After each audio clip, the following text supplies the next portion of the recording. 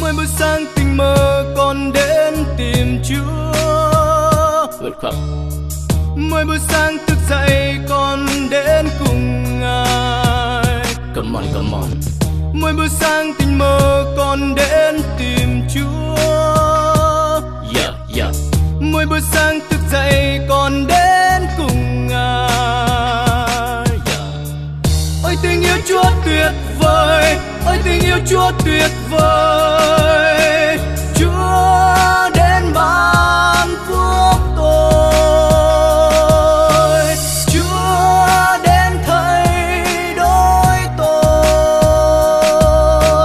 Chúa đến thăm viếng tôi, Chúa yêu thương tôi.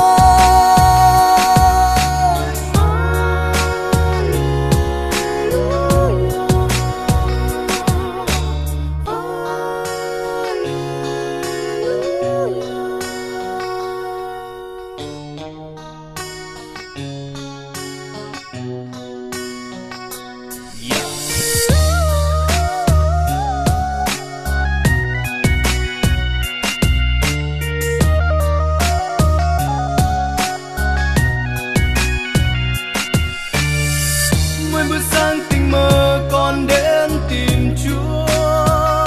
Hallelujah. Mỗi buổi sáng thức dậy con đến cùng Ngài.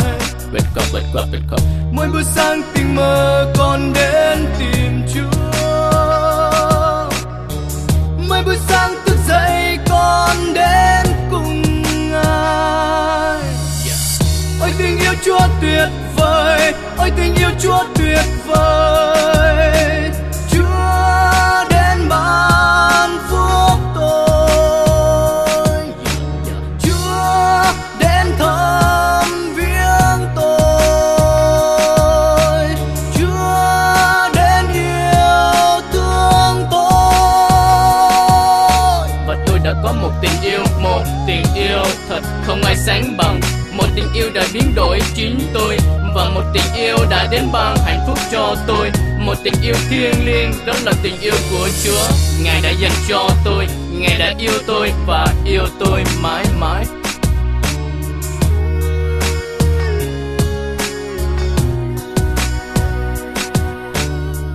Mỗi buổi sáng thì lại mới luôn, sự thành tín Ngài lớn lắm.